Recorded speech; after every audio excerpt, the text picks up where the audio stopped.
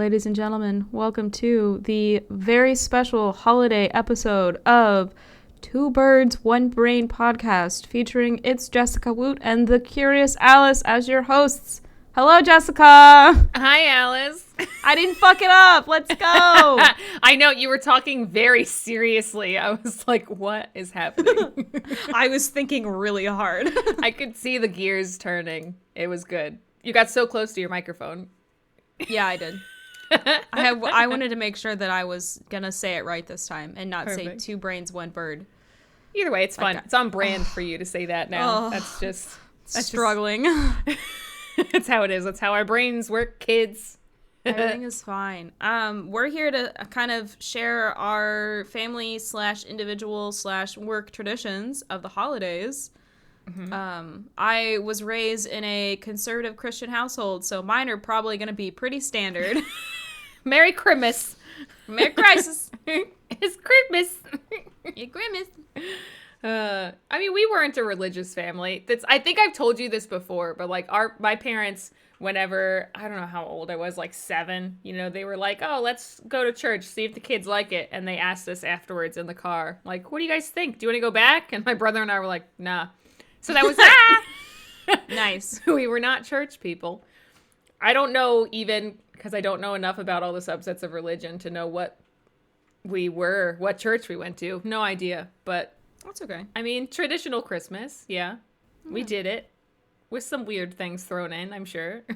I feel like what's funny is that, like, I already know one of the things. We've already discussed it very heavily in my Discord, but we're going to discuss it again.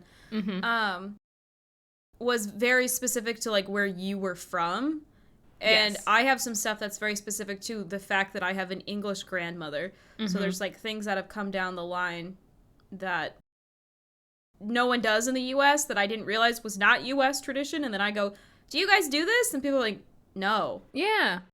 Okay. Well, that's what happened with, I mean, should we just go with the peppermint pig? Yeah, let's talk about the peppermint pig, Jessica. I didn't know that wasn't a thing that other people did. I had no idea. I remember I brought one, I think, like, whenever I met Richard's family the first time, I brought a peppermint pig. Because it's novel, I know that now. But It is, I don't know how much it weighs, but it is heavy because it's solid peppermint. And it's continue. Go ahead. No, you keep going. I'm so sorry. You were going to ask me a question.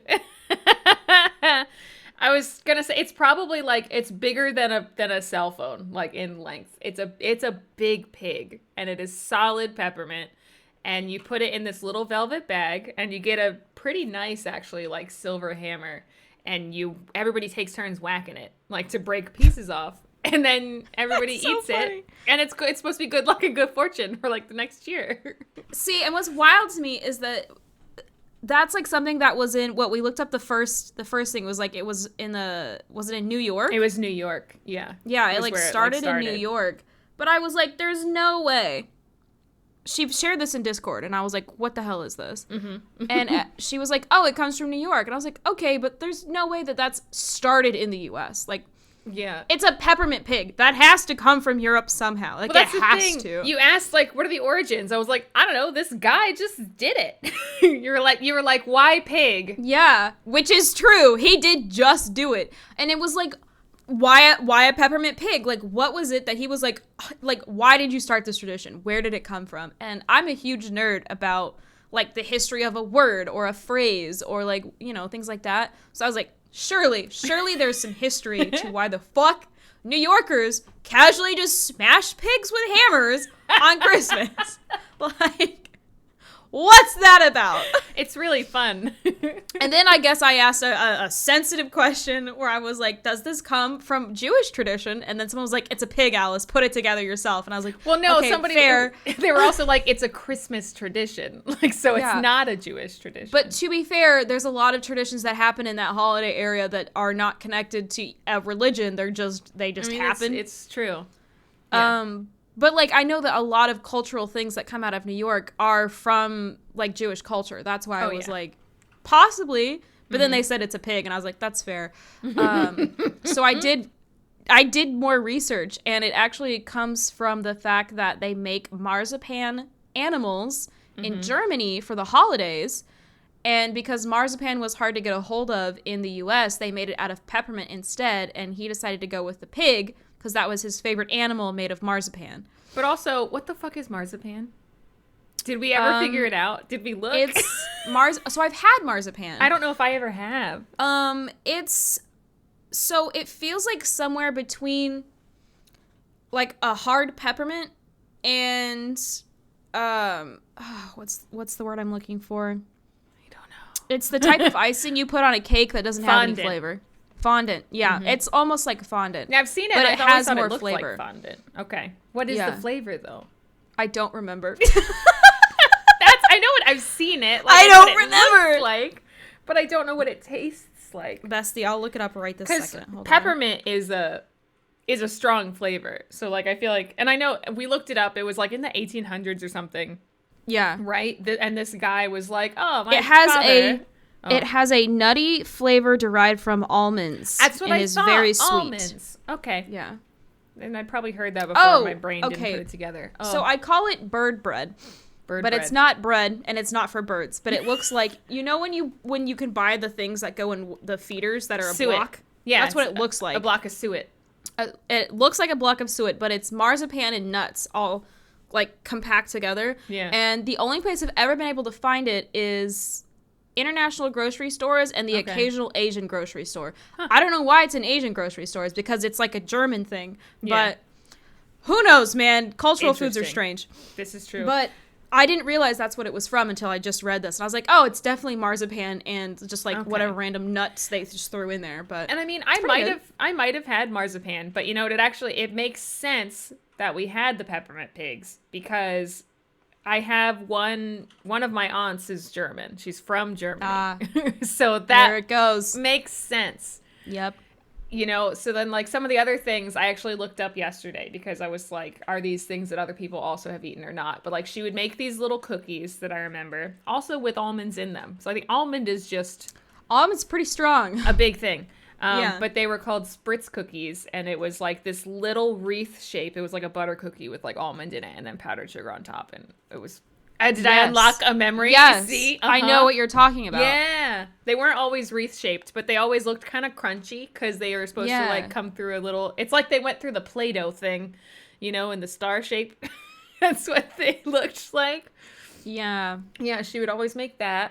Fun fact also, because So, for Aunt Erna, I say aunt for her, but I say aunt for my other aunts, but it feels like since she's from Europe, it feels she should be aunt. She should be.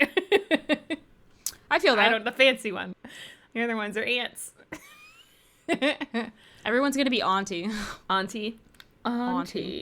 So here's another thing. So we talked about this as well in my Discord, which was the Terry's oranges. Yeah. Terry's chocolate oranges. I still haven't got one. You still haven't got one? I've been meaning to go to the store and get one, and I keep forgetting. But we have finished 3, and we've gotten 2 more. You whores. They're so good. For what reason? It's like the best chocolate I've ever had in my life. Mm-hmm. It's so good. I actually, though, because the one that I have one in front of me. It's the chocolate orange, but it's the one with the Pop Rocks in it that I told you about, that I didn't know they made. I like this better than the original one now. Than the standards? Yeah, with the Pop Rocks. I don't know why, because then I ate this one first, and then we had one of the original ones, and I was like, it's not the same. I need the Pop Rocks. Interesting. Yeah, because I had a chocolate orange last year, and I actually shared it with Logan, his sister, and her boyfriend. Yeah. And they were kind of like, weird, it tastes like orange. And I'm like, well, it's because it's an orange slice. And they were like, what? And I was like, look at it. Because they're molded to look like orange slices. Mm-hmm. And they were like, oh. And I was like, why do you think it's called a chocolate orange? It's so cool. If anybody hasn't had one of these, I swear to God, it's one of the best. Like, I highly recommend. It's not only Christmas, but you know what? We see them around Christmas, and it does feel like Christmas. This is something we ate at Christmas. Yeah, it traditionally starts showing up at Christmas. Because I'm sure... It's European. I would like to start there. That's a European thing. Oh, did you look it up? Is it? Yes. Okay. Also, my Nana's the one that introduced us to that, so I assume it was European because she made the connection. Oh, but I have no idea. EuroAmericanBrands.com. Yeah. Made in France, it says. Yep. Also, it just kind of screams European chocolate making to have a literal exact replica of an orange with orange flavored chocolate that you break open and it opens like an orange. Like, you know what? That Americans don't make that kind of chocolate. That French chocolate maker who had the show on Netflix, he's got a TikTok. I wonder if we could make him make a chocolate orange, because I want to know how. I want to see if he could do it. I want to see the process. All kinds of shit. I mean, I'm sure this is machine done, but I bet you he could do it. But at some point, a person had to make it first, you know? Yeah. Like, there's someone who someone handcrafts chocolate oranges somewhere in Europe. Oh, they have to. I want it. Where is it? It's a marvel of engineering, okay? And it's interactive, you know? Because you have to beat it on the table. Yes! You gotta crack it open. To get all the slices to release. It fulfills the primordial desire to collect food. It feeds the ape brain. You know, you're like, crack! And then you eat it. Like, that's pure ape brain. I should have sent you guys a pig. The only problem is, I wish somebody what the hell, Jessica? Shush. But also, the reason I didn't, and the reason I haven't gotten one for us in a long time, is because they're big. If somebody made mini pigs, like the actual, when we looked it up, what the marzipan-sized ones look like, then I would get it. But this is like 10 candy canes combined. Like, it's big. It's huge. It's the size of a potato. And that's too much peppermint pig for 2 people. It's too much. Ugh. That seems so exciting. Peppermint pig. Gosh. It is neat. However, I mean, the little velvet bag is not perfect, I will say, because when you hit it with a hammer, like, it can break. Or at least, you know, you hit the velvet so hard that it, like, leaves little...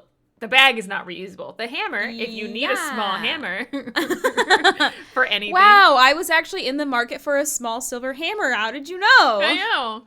It's pretty nice. It's just one of those things that you're just like, this is neat. I'm going to keep this, even though I will never fucking use it. And you have a drawer that's got like 20 of them in there because you're like... Because you get one every time, I think. Yeah. Yeah. That's one of those weird things. Funny. Like, make it cheaper to send me pig sans hammer. I don't need the hammer, just the pig. Yeah. Oh my god. Listen, one of my other really big time favorite like European holiday things that we do in my family. Yeah. And I introduced to Logan and his family was Christmas crackers. Christmas crackers, okay. Or poppers, or whatever else you want to call them. I was thinking like a cracker like Num Num. Nope. No, Christmas. So we called them crackers because you crack them open, but also they're called poppers. Yeah. It is truly much more of a European thing, but they're slowly kind of integrating into the US. Because we did those, but I mean, unless they're in a different form than what I'm thinking of.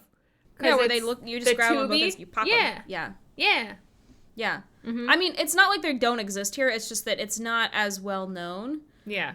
It's not as widespread as is. Like, every family in England's going to get Christmas crackers for Christmas. Like, that's like how it's going to go down. That's another thing. I didn't realize, because we did that.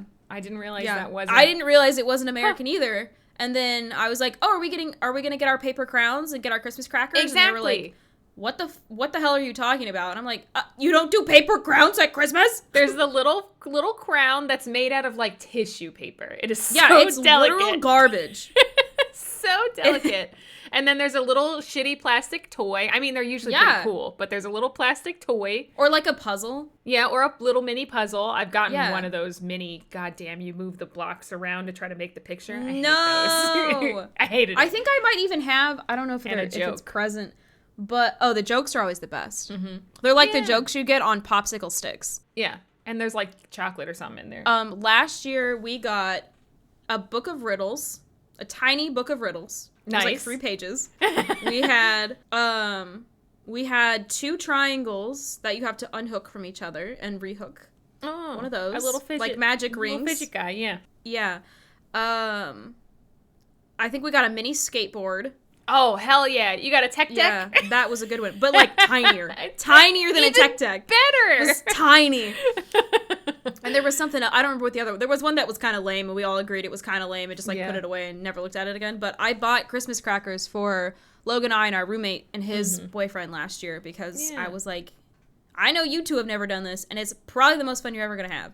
And we all wore our little paper crowns and played with shit. It was awesome. This is kind of random, but kind of associated, because the paper crowns, I don't remember what season of Taskmaster it was, but there's always a challenge at the very beginning for them to bring in an item.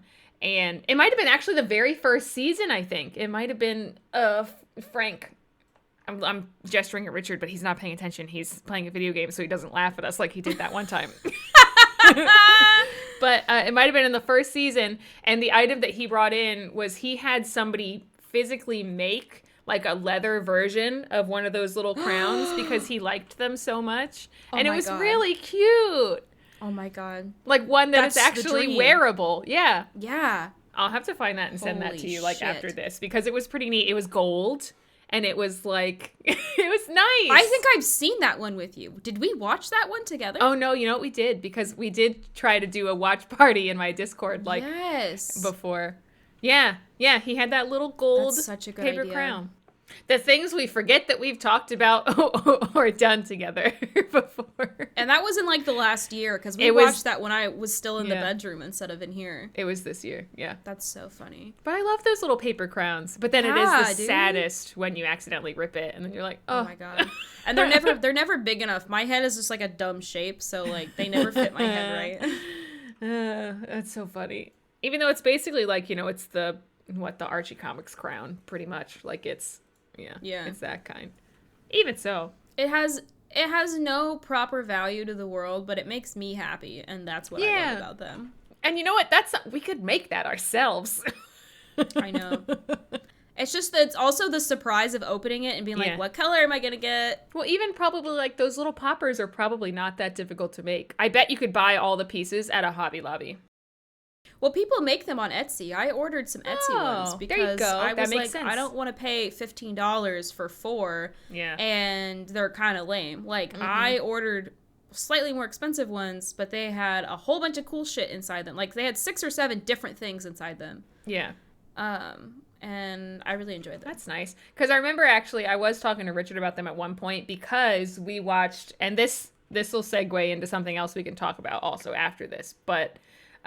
the Christmas episode of Ted Lasso, which obviously takes place in England, so, you know, it makes sense. But they had the little poppers, they had the crackers, and Richard, I think, asked me, it was like, but what, like, why do you both pull on them? Like, what's the point? And I was like, it's like a wishbone. Like, whoever gets the bigger piece, like, they get what's in the popper. That's how it works. And if you're really fucking unlucky and when you pop all the poppers and you never win, somebody has to give you one because it's not your fault you're bad at the game. Polite. Yeah. But yeah. And again, they all had the little crowns on, but, you know, that takes place in England. But I didn't realize that it wasn't, you know, again, an American thing. Yeah. I had no idea. Yeah, also, I haven't watched the Ted Lasso Christmas episode yet this month. But, I mean, I will. There you go. I will, but it's because of Whamageddon, okay? I looked it up.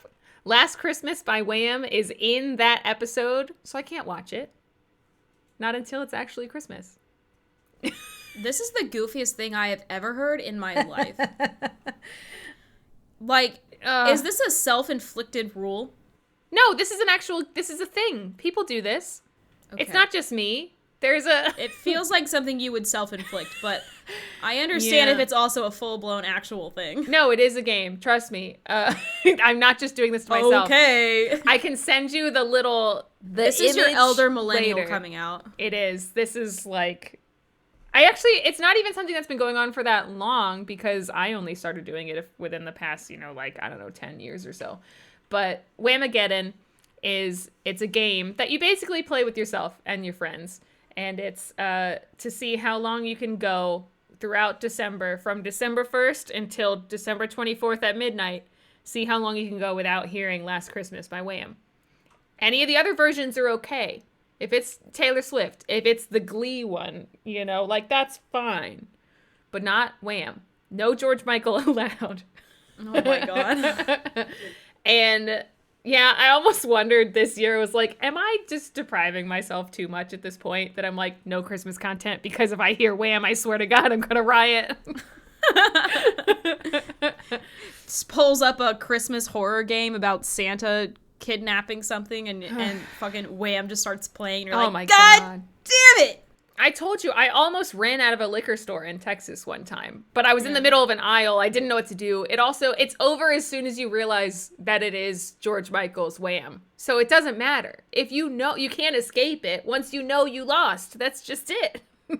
But luckily it was Taylor Swift. It turned out it was Taylor Swift and it was fine. But I full on like caveman SpongeBobbed in the middle of that liquor aisle. Like, I didn't know where to go. Funny. The only time you've been super excited to hear Taylor Swift in your life. Thank God. It's Taylor Swift. That's so goofy. Yeah, but then like there's a couple movies even. I'm like, I can't watch this yet. It has Wham in it. So now I don't know if I want to do that to myself anymore. Well, we just watched The Holiday. Did that have Wham in it? If it did, I was spaced out. You're not focused on it. I was like, ignore all music. Do not know. Because if I don't realize it, it's fine. Like, I probably have almost been whammed on TikTok several times. But if I don't know what version it is, and I scroll fast enough, then I didn't know.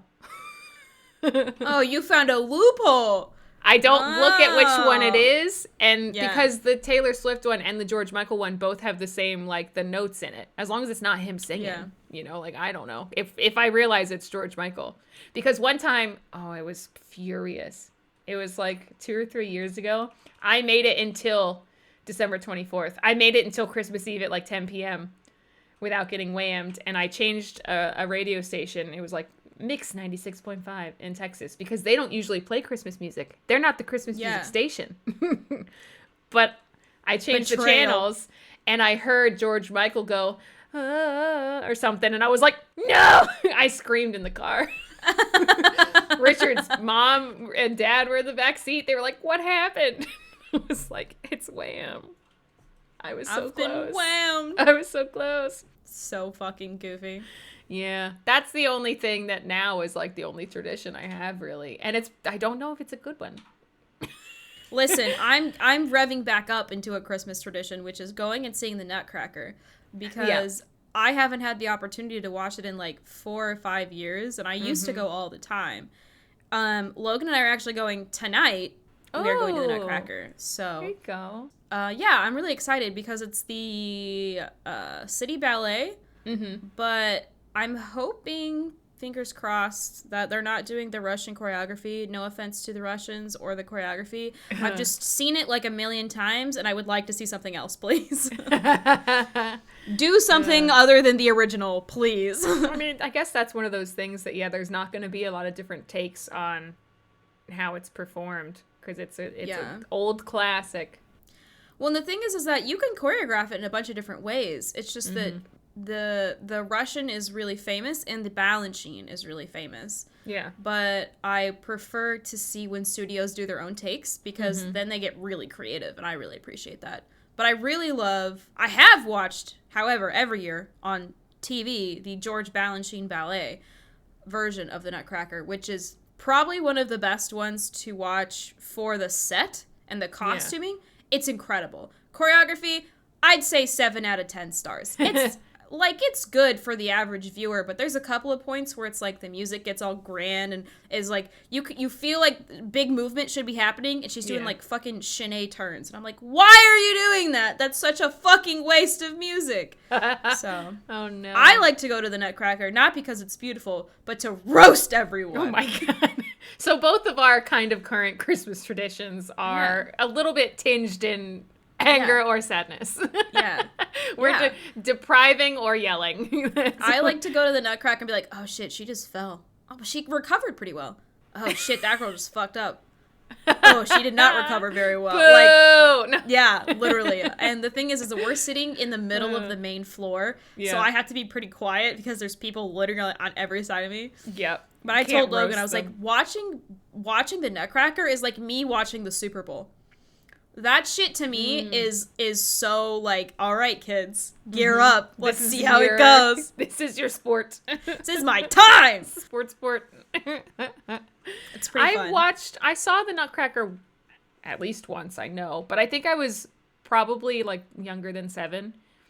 And I'm not a dance person also. I'm also not an opera person. Like I need more going on. Yeah. But I know it's wholesome because I don't understand it. But I saw it very young, and I remember it freaked me out.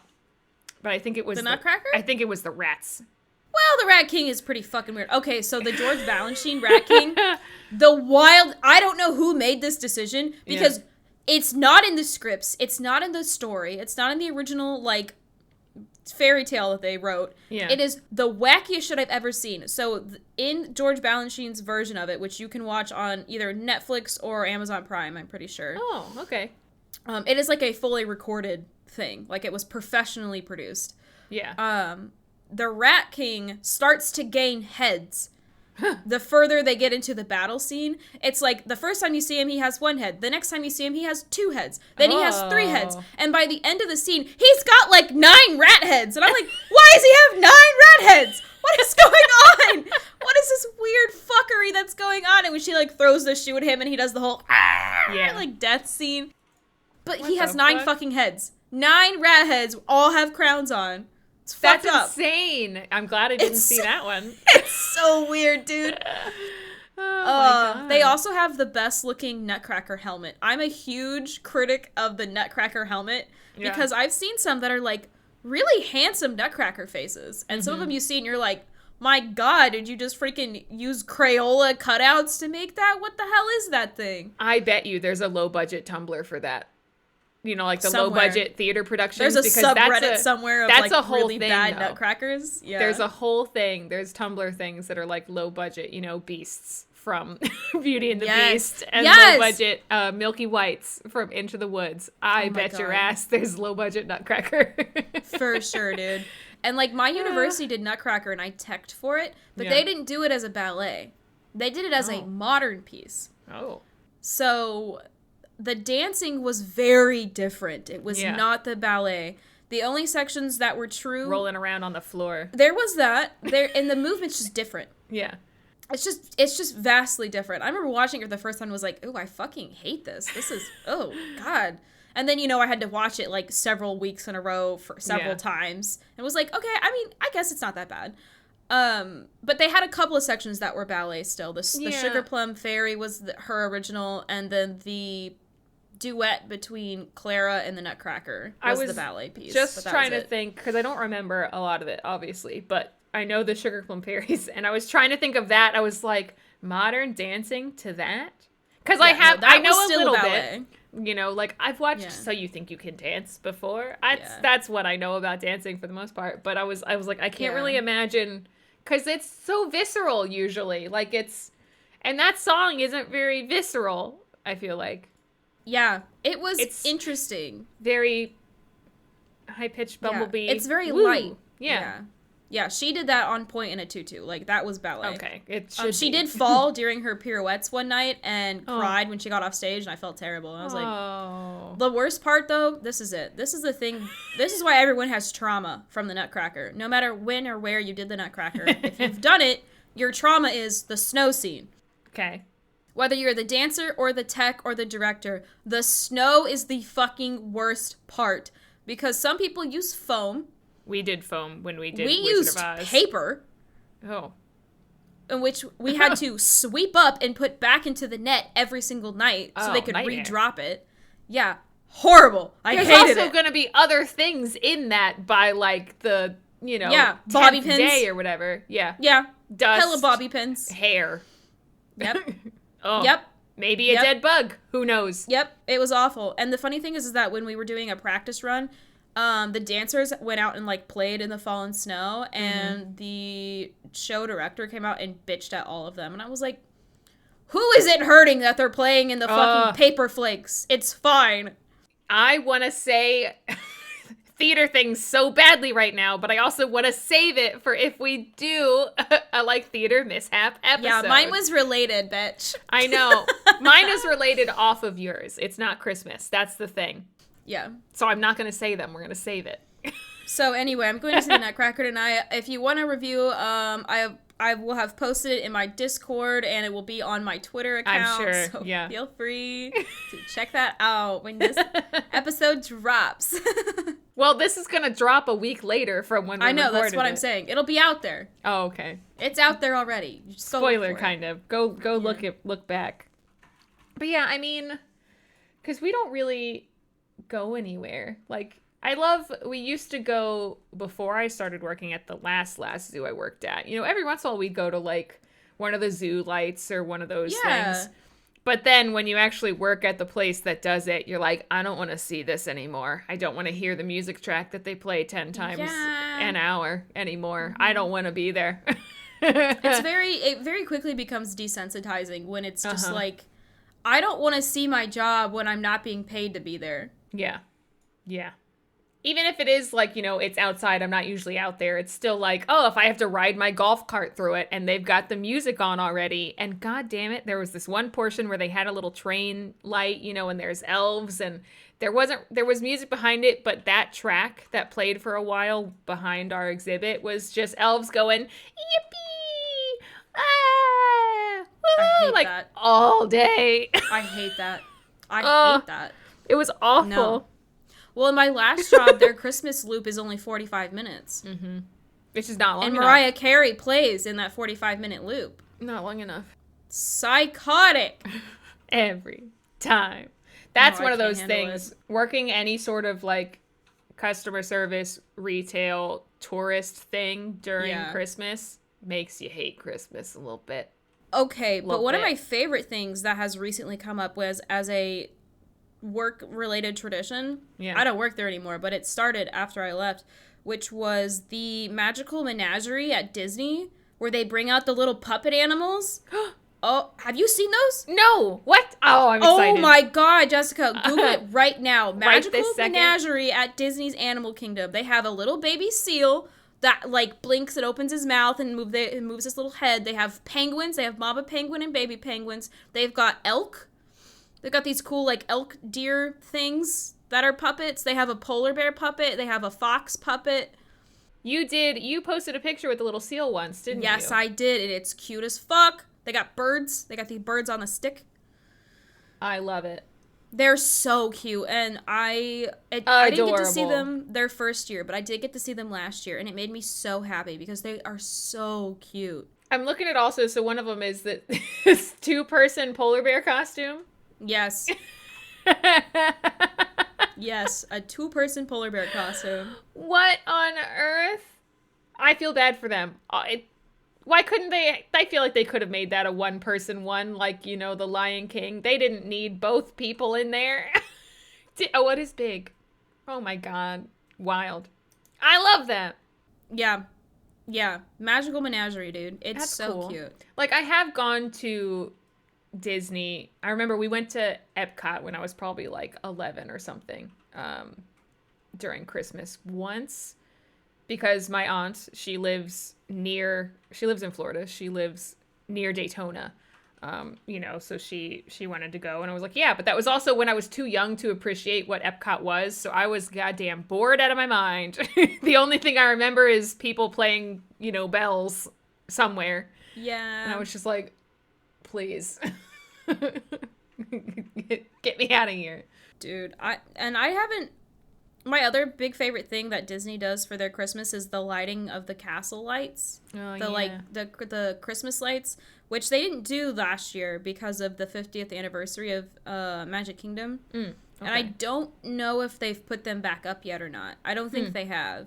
Yeah. But I think it's really fun because they like do this whole little skit with Elsa. So like Elsa's lighting the Christmas lights on the tree. That's cute. She's like putting the icicles on the tree or on the tree, on the castle. On the castle. Yeah. I mean, you show me anything with that castle, any of the goddamn firework displays in front of that castle, I'm gonna be crying. That's Dude, Happily Ever After came back, and I fucking love that show. Oh, I can't help it. It's so good. Yeah.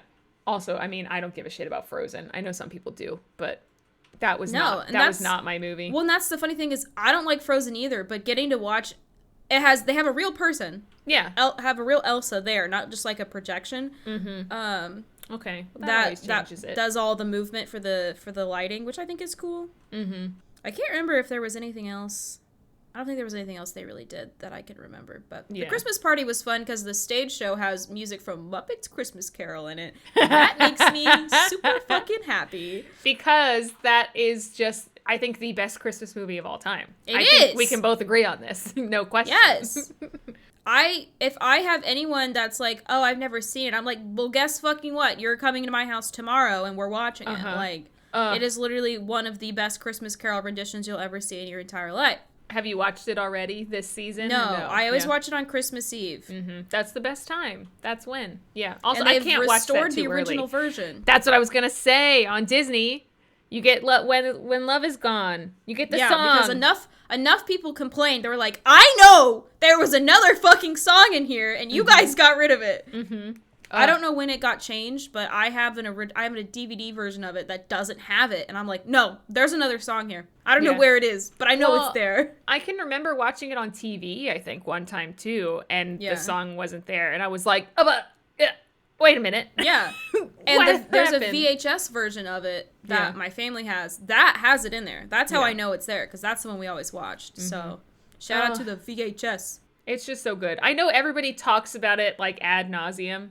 Everybody who loves it, like, but also it's just perfect. Michael Caine. It can't be helped. It's a wonderful performance. Yeah, Michael Caine goes so hard. He didn't have to. I love watching his interviews for that, where he was like, I'm gonna treat this like I'm in Shakespeare. And that's why it's so good, because he sold that with his whole life. It's true. Also, I know I sent you like a TikTok of Brett Goldstein, who plays Roy Kent in Ted Lasso. He did an interview for like E! Entertainment with the Muppets, and they talked about the Muppet Christmas Carol. It was delightful to watch. Again, you know, voices are different and stuff now. Like, it's not quite the same, but also just realizing when somebody else is like a Muppet man and just being like, that's fantastic. I love that. Also, the person who gets it. I am gonna make you watch Ted Lasso at some point, because that man is the female gaze. Even more now that in real life I know that he likes the Muppets. I'm fucking telling you. Hell yeah, bitch. But that was so cute, because like he was talking to them, and like he said he also watches Muppet Christmas Carol every Christmas Eve, and he was talking to, they had, you know, the little tiny Tim Frog was there. And then, you know, he asked him about like, oh, how did you know, you're coughing, like, did you practice it? How do you do? And then he was like, well, I live in the swamp, so I have a lot of practice, like, coughing. And then he coughed, and Brett Goldstein was like, don't do that right in front of me. Like, do not do that. Because it was like, I teared up thinking about it. Because can you imagine the drama? If you were there and that little frog, like, puppet coughs in front of you? I would cry. I almost cried. She's is not that episode. Tears in her eyes. She's got tears in her eyes. Oh, it was so sweet. I'm telling you, if I ever got to witness Kermit the Frog, actually, well, you know what? I have, and they got rid of it. Liberty Square, Magic Kingdom, had the fucking Kermit. I loved it so much. And it was good. And it was super funny. They popped out of the windows. That was one of my favorites. That's when I realized that Sam Eagle was just my brother. Sam Eagle is my brother. I love that so much. That was one of the things, even, I went with Richard because it went the first time that he'd ever been. And I made us stop and almost cried in Liberty Square because I was like, look, it's the Muppets. I had walked through, I had no idea. No one had told me. People knew I loved the Muppets, and nobody told me. And we walked through, and I was like, what is everyone crowded around for? And I looked up in the window and was like, Jesus Christ, it's Kermit the Frog. I was so bamboozled. I was like, what the hell is he doing here? You can't just spring that on somebody, okay? Yeah, and then Miss Piggy pops out in her fucking patriotic fit because they're doing great moments of history, and I was like, oh my God, it's the whole cast. It's absolutely perfect. Like, the Muppets 4D ride was the thing that I would want to ride more than once, like, as a child. I'd be like, no, I know we just watched it, but we're getting back in line for Muppets 4D, okay? I also really fucking respect the fact they had a real Sweetums Muppet. Yes! They had an actual Sweetums Muppet at Disney that would run through the audience. And he's huge! Yes, it was kind of terrifying, but in a good way. Yeah! Dude, I loved him. Because it's Sweetums! Sweetums is fine. We devolved into Muppet talk, but I can't. I know. It's because I love them so much. I can't help it.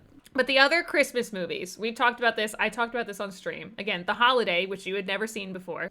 So which good. You've now seen. While You Were Sleeping, which I still need to watch with you, but it has Wham in it. I know for a fact it has Wham in it. So I've been putting that one off. I watched it in November. I watched it like November 30th because I was like, I can't watch this. You had to cut it in? Yeah, this is it.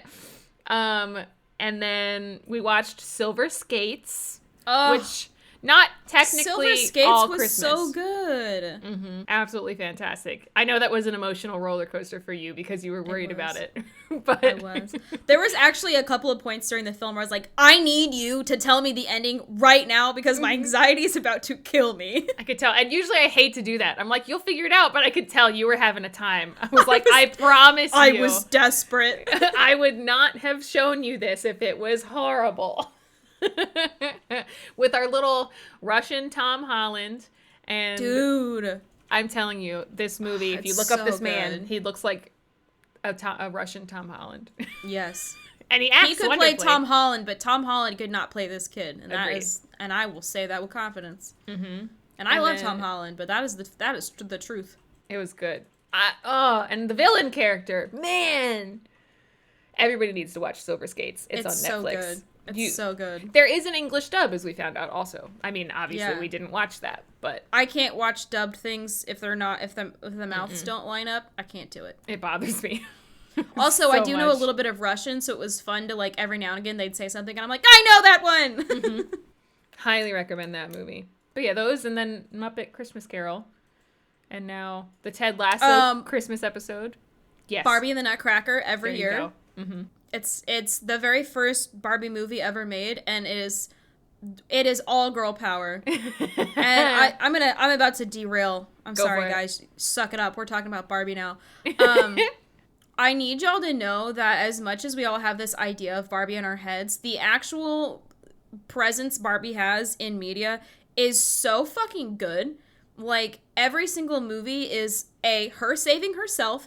Nice. And B, her coming up with the great ideas. Mm-hmm. And if she has a bad relationship with another female character, she tries really hard to, fix that, repair it, or still treat them with respect regardless. Like, it's not, I hate her, she's so mean. Like, she's like, oh, I wish we could get along, but I understand that we can't. Like, she doesn't put down anyone else. That's nice. Like, it's all female empowerment films.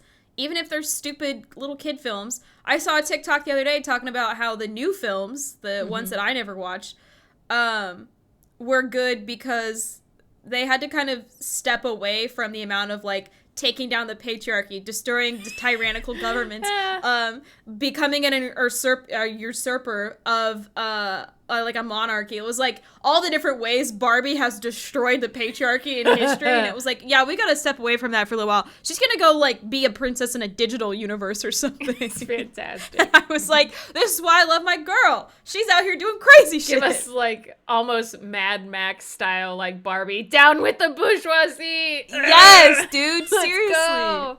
I watched Barbie's Christmas Carol last year, and honestly, it's pretty fucking good. It's a pretty good movie.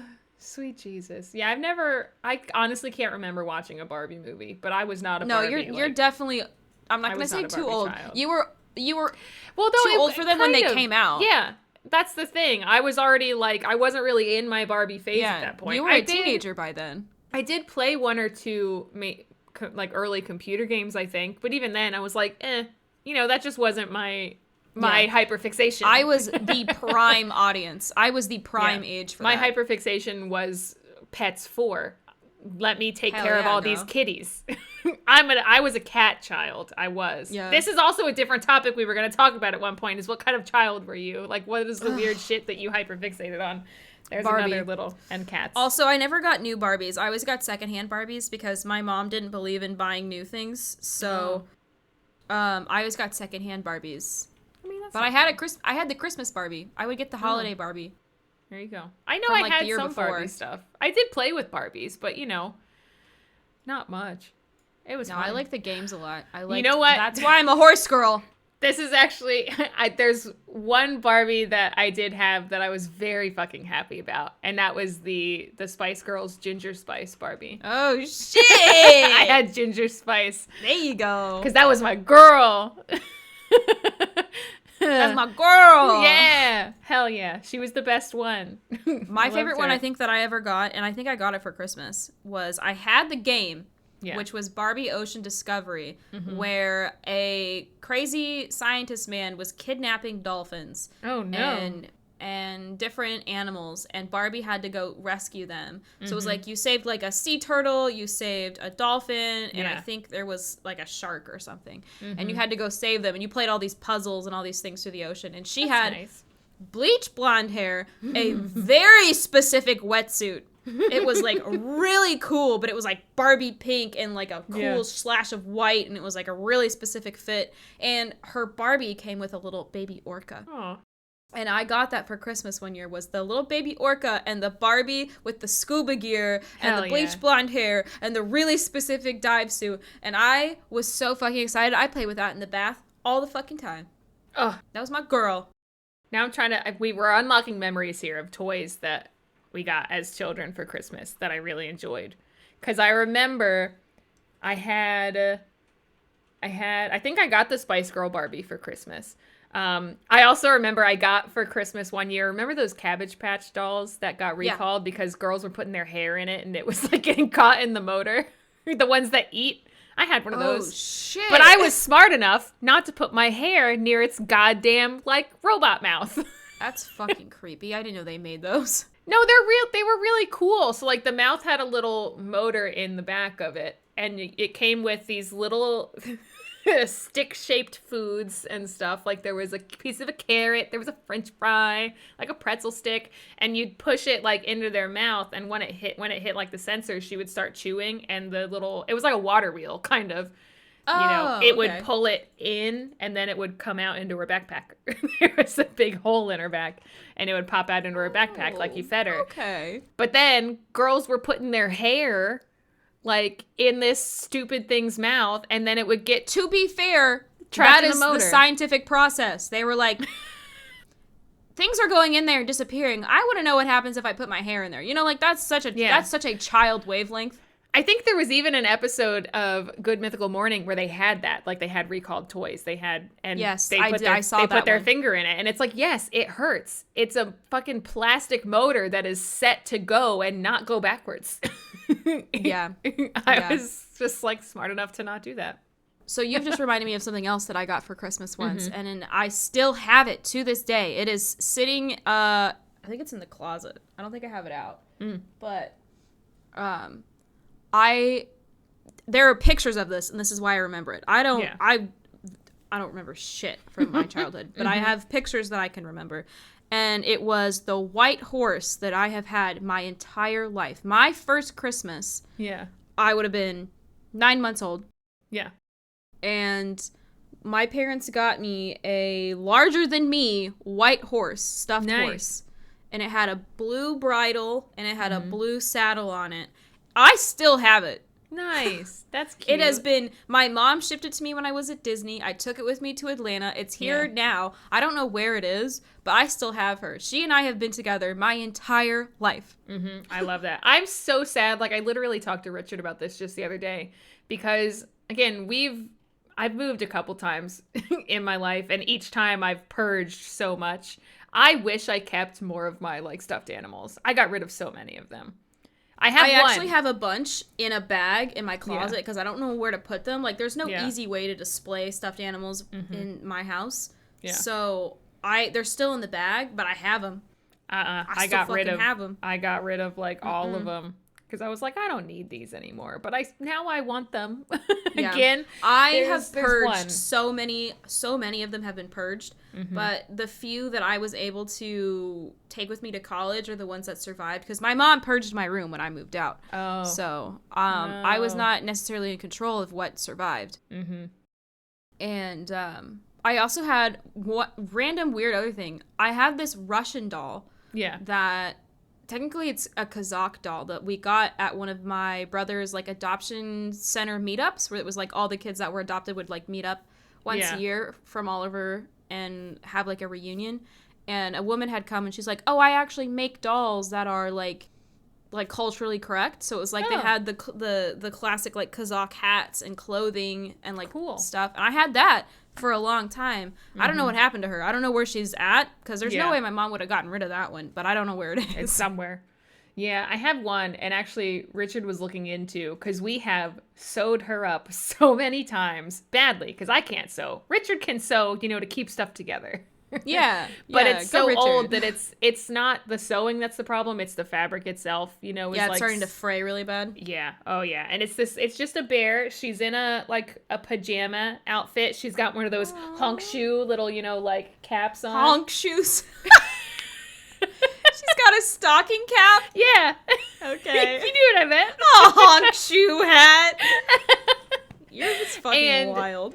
She doesn't really have the pattern on it anymore, but on her little PJs and stuff, and it's her body. Like, she's not wearing clothes. That is the body fabric. Yeah. Because this came out in, the late 80s, early 90s. It had glow-in-the-dark, stars and moons on it. Most of them have faded off. There's only, one or two places that glow anymore. Oh, my God. We've looked into, there's somebody in D.C. that does, stuffed animal fixes. Restorations? Yeah, which I will cry, but I'm tired of sewing her back up, because I sleep with it, but her little arms are going to fall off. The woman on TikTok that does those? I saw one video pop up last week, and it was her reacting to somebody getting one back. Girl, I sobbed.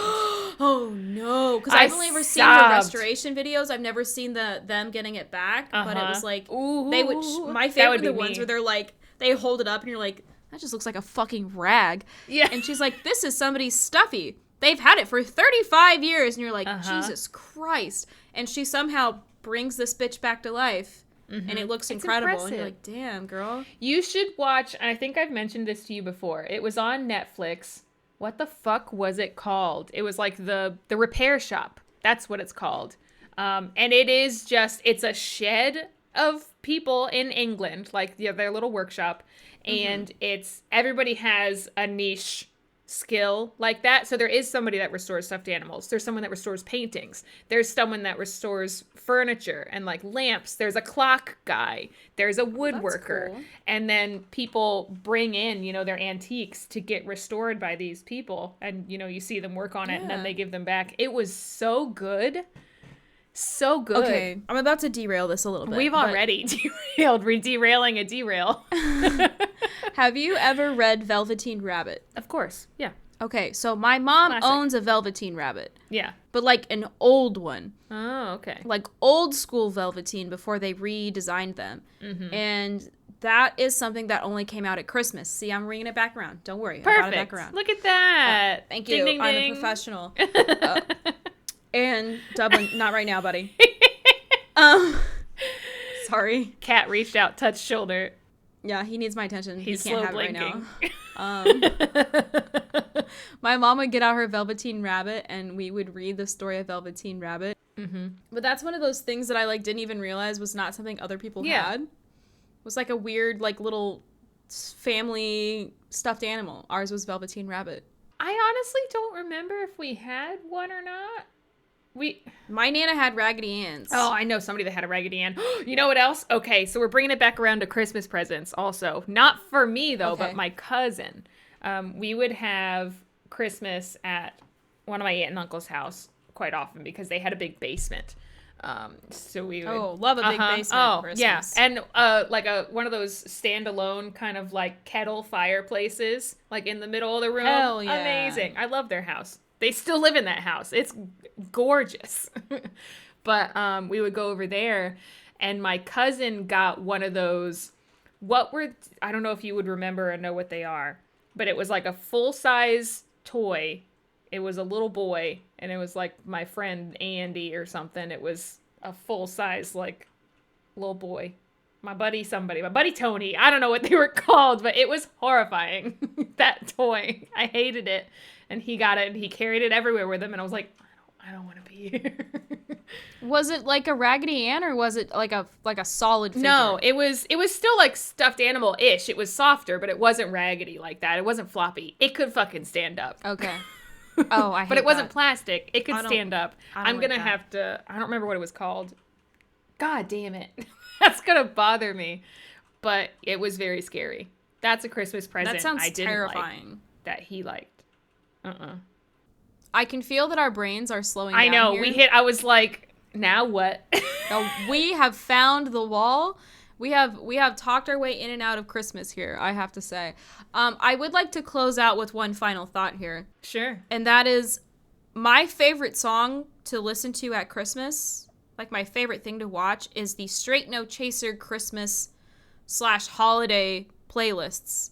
Because they have a recorded version for when they sang in, I believe, New York in a church. Uh-huh. Those bitches are so funny.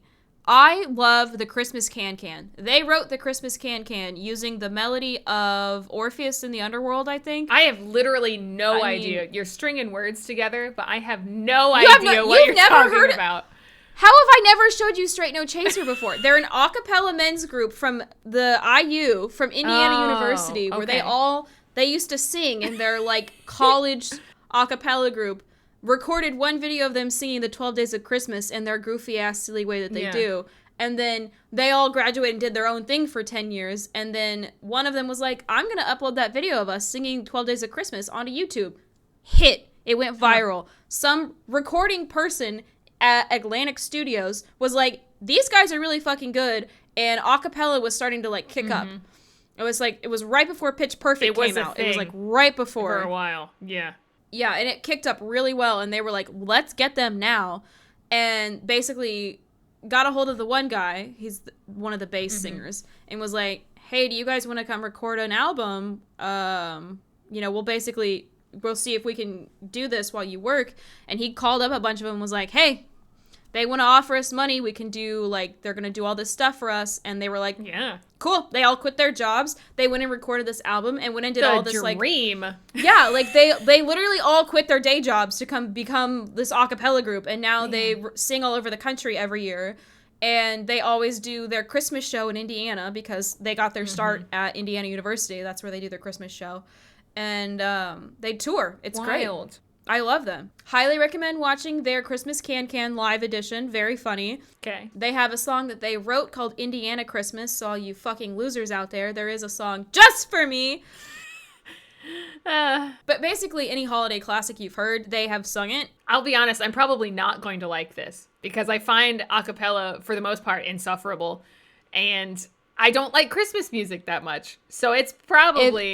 I say give it a shot, but watch Christmas Can because it's the funniest one. Yeah. They also did a movie medley one, which I sing to myself all the time, where it's like, you've heard the soundtracks. Like, they sing Indiana Jones, they sing Star Wars, they sing E.T., they sing weird. Rocky.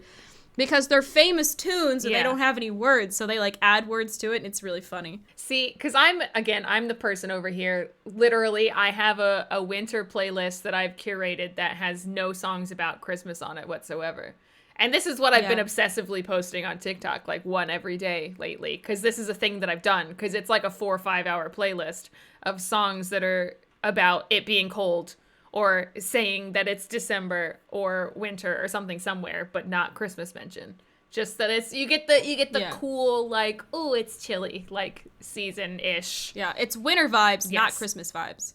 I just, you know what? I'm providing a Christmassy, fun Christmas option. True. If you're tired of hearing the same original, like the same shit they play every year, I guarantee you, no one is playing Straight No Chaser music on the radio or like in the mall. You're gonna have to seek this out yourself, but it is quite good. It is well If I'm gonna recommend any actual Christmas songs, I do have a couple. Because I recommend looking up, like, pop punk Christmas songs, because there are some good ones. Hell yeah. Are you kidding me? Like, the best one, Don't Shoot Me Santa by The Killers. And then there's which I've mentioned to you before, and you need to listen to it because I know you will find it absolutely delightful, but the John Denver and Muppets Christmas album. Yes. The Muppets have sang Christmas carols, and they're adorable. A Christmas Together by John Denver and the Muppets. It's so fucking cute, girl. It's 13 songs. It's half an hour long. It's on Spotify. And you know what? It's 1979, so it's a lot of the original cast, too. It's absolutely delightful. Also, John Denver was an amazing musician. I'm gonna do it. It's delightful. It's a throwback. It's the fucking Muppets. If we've learned nothing, it's that the Muppets own Christmas. You're right. All right, well... Anything else? No, I'm done. I'm actually gonna cut you off here. No, I know. We're done. That's why I was asking. Is there anything else you wanted to say? Jessica, thank you so much for being here today and sharing all of these lovely Christmas traditions, songs, and featurettes with me. Thank you for bringing the Muppets Christmas album to my life. That's going to be... You're welcome. Logan's going to hate that. He'll love it, but he'll hate it. You know? We're going to make it work. It's going to be played a lot. It's going to be fucking fantastic. It's an album that you will stim later. Beautiful. Definitely. I can't wait. I'm so excited. Merry Christmas to you, Jessica. Merry Christmas. Happy holidays. Happy celebrations to everyone and all. Merry Crisis. And to all a good night. What's the phrase from the Muppets Christmas Carol? God bless us one and all, or whatever it is. God bless us, everyone. I've seen it 1,000 times and I can't remember what the quote is. It's fine. That's fine. And if you want more of us, we are putting this podcast out every 2 weeks. And you can find us both on Twitch. It's Jessica Woot and The Curious Alice. We stream regularly. As well as Alice is regularly unhinged on Twitter. Yeah. Merry Christmas. Merry Crisis. Bye.